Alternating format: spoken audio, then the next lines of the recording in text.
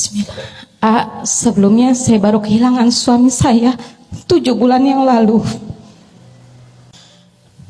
dengan meninggalkan 3 orang anak yang masih kecil-kecil, kelas 6, kelas 5, dan baru kelas 1. Saya ada fase di mana saya marah sama Allah. Saya merasa, kenapa dikasihnya saya, ya Allah? Saya belum sanggup. Saya kehilangan almarhum ayah saya saat saya sudah memiliki anak. Tapi ini anak saya baru mau 6 tahun sudah menjadi yatim. Bagaimana saya bisa belajar seperti ibu AA yang bisa menerima takdir menjadi ibu? Terus terang, saya ada di fase ingin mengakhiri hidup saya karena ini berat sekali. Saya harus menjadi seorang ayah dan saya harus menjadi seorang ibu buat ketiga anak saya yang masih kecil-kecil.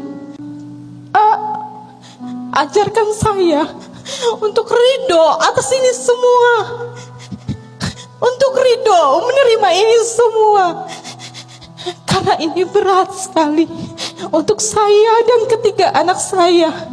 Saya sudah tidak ada almarhum bapak sebagai pegangan laki-laki. Saya tidak punya abang, saya tidak punya sosok laki-laki yang menguatkan saya. Saya harus menjadi laki-laki dan harus menjadi perempuan untuk ketiga anak saya. Anak saya alhamdulillah sekolah di sekolah tahfiz Quran semua. Yang kelas 6 sudah hafal 7 juz. Yang kelas 5 sudah hafal 5 juz.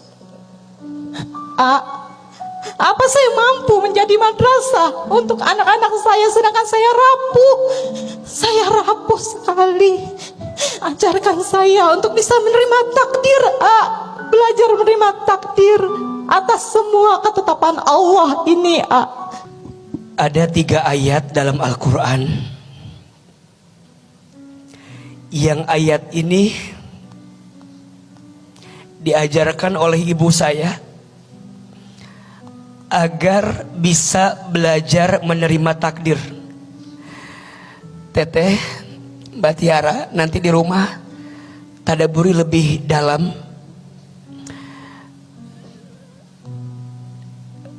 Yang pertama, surat Al-Baqarah ayat 216.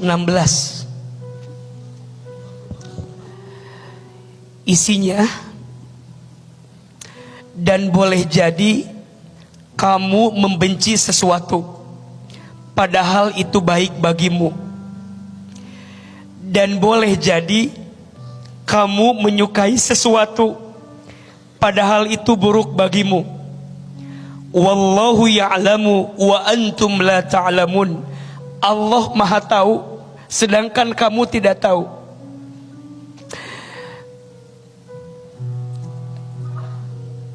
Untuk setiap kita yang pernah kehilangan, percayalah, tidak ada yang namanya kehilangan.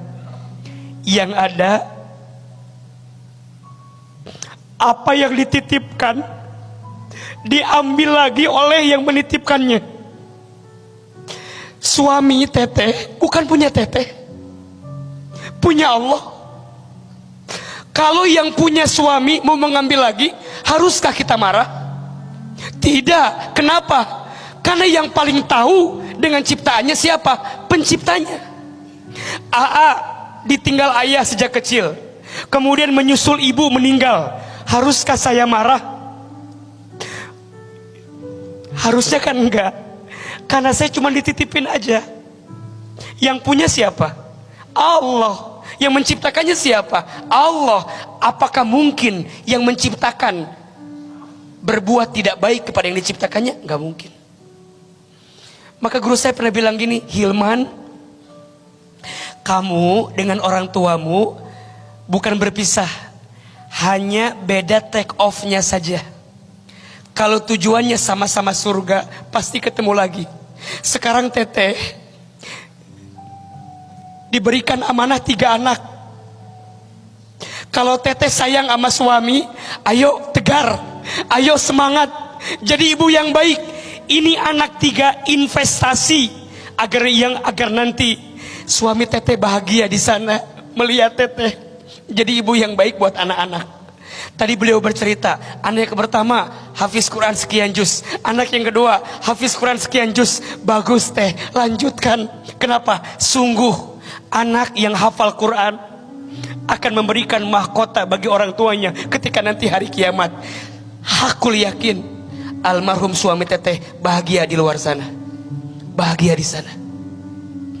Yang kedua, surat Al-Baqarah ayat 286. Isinya la yukallifullahu nafsan illa wus'aha. Mohon maaf ya, kalau ada yang bertanya, "Aa, kenapa ujianku seberat ini?" Karena kamu sekuat itu untuk menerima ujian itu. Teteh, Allah aja yakin sama teteh. Masa teteh nggak yakin sama diri teteh sendiri? Allah aja yakin. Allah mengambil suaminya, beliau jadi seorang single mom, single parent. Kenapa? Kenapa nggak yang lain? Kenapa harus saya, Ustadz? Karena saya yang kata Allah mampu. Itu yang ibu saya ucapkan. Hilman, kenapa mama diberatkan hidupnya? Karena Allah tahu mama bisa melewatinya. Mohon maaf ya, ibu saya punya anak banyak sekali. Saya 9 bersaudara. Saya anak paling bungsu. Ibu saya punya saya di saat usia beliau sudah sepuh. Jadi cukup berat mengurus saya. Sampai saya bertanya, "Ma, kok mama sekuat itu ya?" Iya, karena Allah percaya sama mama untuk ngasih beban seberat ini. Maka teteh nggak boleh bilang saya rapuh, saya nggak bisa. Shh. Hati-hati ya. Itu termasuk was-was syaitan yang merapuhkan diri kita. Allah aja yakin sama teteh. Masa teteh nggak yakin sama Allah? Dan yang ketiga, surat Al-Insyirah ayat 5 dan 6. Fa inna ma'al usri yusra, inna ma'al usri yusra. Maknanya, di balik semua kesulitan pasti akan ada kemudahan. Mohon maaf, hidup gak akan malam terus, pasti ada siangnya. Betul? Hidup gak akan terjatuh terus, pasti ada naiknya. Dalam satu parts mungkin teteh diuji dengan kehilangan suami, tapi percayalah, di part yang lain teteh akan dibahagiakan. Mungkin dengan anak-anak, mungkin dengan kebaikan yang lain, mungkin dengan hadiah yang Allah siapkan. Tapi kita nggak tahu apa yang sedang Allah rencanakan.